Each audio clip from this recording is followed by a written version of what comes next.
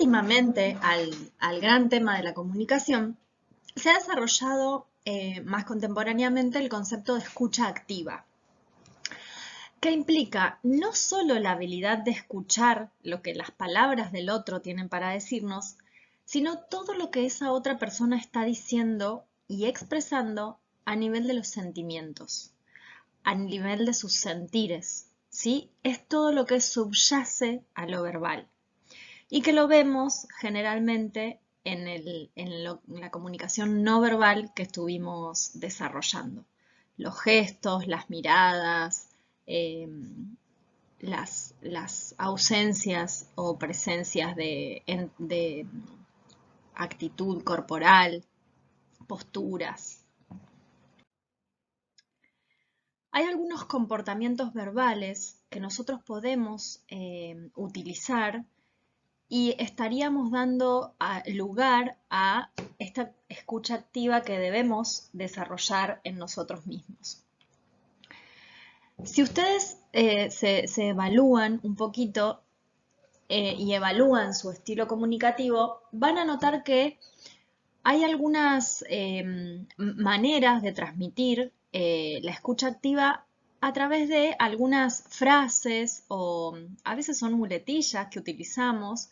El tema es que sean conscientes, que no sean muletillas automáticas que digamos sin sentido, sino que realmente lo tengan. Por ejemplo, el uso de las palabras de refuerzo.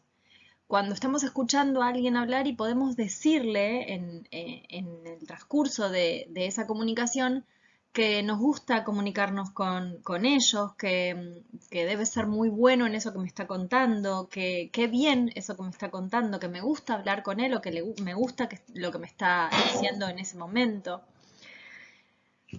Si solemos utilizar la escucha activa, seguramente si nos queda en el discurso algo sin comprender, busquemos información y tratemos de clarificar. Con esta repregunta quizás, el otro se está dando cuenta que lo estamos escuchando y hay realmente verdadera comunicación. Parafrasear lo que el otro está diciendo también sirve para clarificar algunas cuestiones. Cuando el otro viene comunicando extensamente aquello que nos quiere decir y uno puede hacer un parate y decirle entonces, según lo que me estás contando, a ver si entiendo bien, esto es lo que te pasó con... Ese tipo de síntesis sirven para realmente estar comprendiendo el mensaje que está emitiendo el interlocutor. Reconocer y entender los sentimientos del interlocutor es validarlos, es decirle, entiendo que te sientas así, es muy incómodo determinada situación, o es muy alegre determinada cuestión, solicitarle ejemplos, a ver cómo sería eso que me decís, y entonces el otro tiende a aclarar en su discurso. Resumir, cuando termina de contar una situación, decirle, a ver si entiendo bien, lo que te pasó es esto, ¿estoy en lo cierto? Sí, o agregar la palabra, la pregunta verdad al final de lo que estoy resumiendo que el otro dijo. Así como hay comportamientos verbales para demostrar escucha activa, hay comportamientos no verbales que tienen que ver con hacer contacto visual con el interlocutor implica e indica que estoy siendo abierta a lo que él me está transmitiendo y además estoy realmente, honestamente, escuchando lo que dice. Ser expresivo, estar alerta, que mi expresión muestre un interés real, ¿sí? Sobre lo que se me está comunicando. Acercarse al interlocutor, establecer una comunicación efectiva y afectiva, porque nos hace sentir más cerca de lo que me está transmitiendo el otro. Muchas veces esto permite el despliegue de mayor expresiones afectivas, ¿sí? De los sentires de esa persona que me está comentando. Cuando nosotros notamos esto en una comunicación, suele darse una danza donde no solo sucede con los tonos y la comunicación verbal, sino que muchas veces corporalmente también se da esta danza, ¿sí? Acercarnos al otro, el otro también estar inclinado hacia adelante contándonos algo con cierto interés, o posturas de relajación. Bueno, todo eso se resume en un concepto que es el de rapport, que es esta sintonía entre las personas al comunicarse. Hay una conexión que tiene un reflejo en el lenguaje corporal, ¿sí? Y que muchas veces cuando, cuando lo que se dice no se refleja a nivel corporal, hay cierta incomodidad de alguno de los interlocutores. Uno está contando algo muy importante y el otro, habiendo falta de rapport, hay desinterés o una postura muy distendida cuando lo que se está contando es de mucha importancia.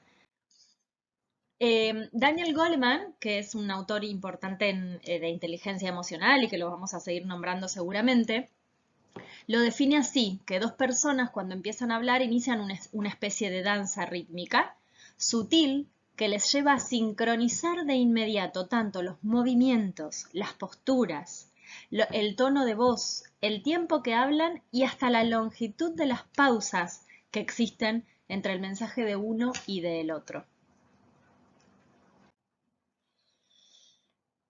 Hay ciertos elementos que tendríamos que evitar si lo que estamos tratando es de llevar a cabo o desarrollar y estimular nuestra escucha activa.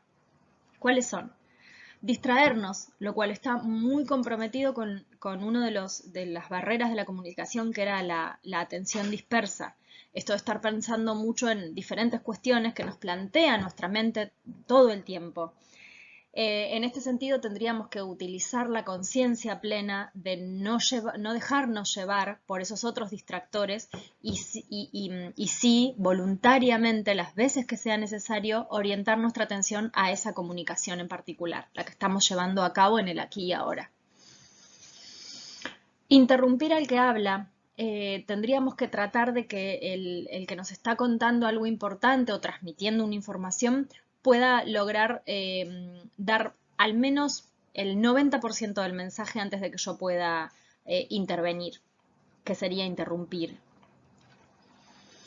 Ofrecer ayuda o soluciones prematuras. Cuando yo voy escuchando el discurso y ya quiero decirle qué es lo que habría que hacer o lo que tendría que hacer antes de que ese mensaje termine de ser emitido, generalmente obstruye la comunicación y lo que estamos tratando de desarrollar, que es la escucha activa. Juzgar al otro, lo cual también tenemos que empezar a implementar la conciencia.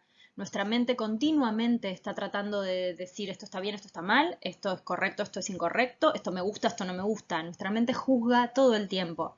Ante las comunicaciones o ante los estímulos, siempre estamos tratando de catalogarlo de positivo o negativo. Al momento de estar con un otro, es importante que seamos conscientes de poder hacerlo lo menos posible. El otro nos está comunicando algo muy importante y no está esperando en realidad que yo califique la comunicación o ese mensaje de uno u otro, sobre todo tan extremos, ¿no? O es bueno o malo, hay que hacerlo, no hay que hacerlo, esto se hace así o no.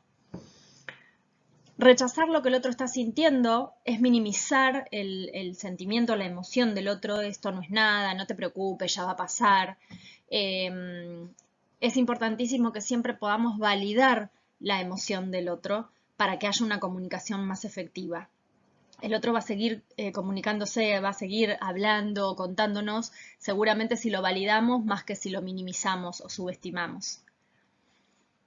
Contar mi propia historia cuando el otro me está contando algo importante y decirle a mí lo que me pasó es, en realidad el otro está necesitando transmitir algo y quizás no sea el momento para que yo tenga que transmitir lo personal.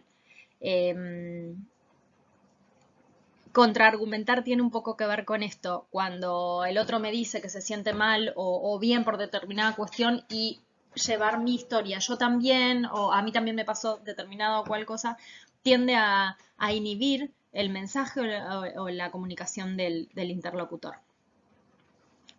Manifestar el síndrome del experto a veces también tiene que ver con eso, de contar mi propia historia o de contraargumentar lo que yo sentí o de decir yo esa experiencia ya la tuve, entonces tenés que hacer esto, esto, esto. Esto también inhibe y no se cuadra dentro de lo que se está desarrollando como el concepto de escucha activa. ¿Qué queremos transmitir La gran pregunta del taller es que se piensen ustedes un poco. ¿Qué tipo de oyentes son? ¿Qué calidad tiene la escucha que ustedes hacen? Si los buscan las personas para transmitirles, para contarles temas importantes, si los buscan como oradores para transmitir una información importante a otro auditorio. Este tipo de preguntas nos sirve para pensarnos como comunicadores dentro del tema de la comunicación y como oyentes. Si hemos desarrollado hasta aquí una escucha activa, una escucha efectiva. Solo para que se piensen.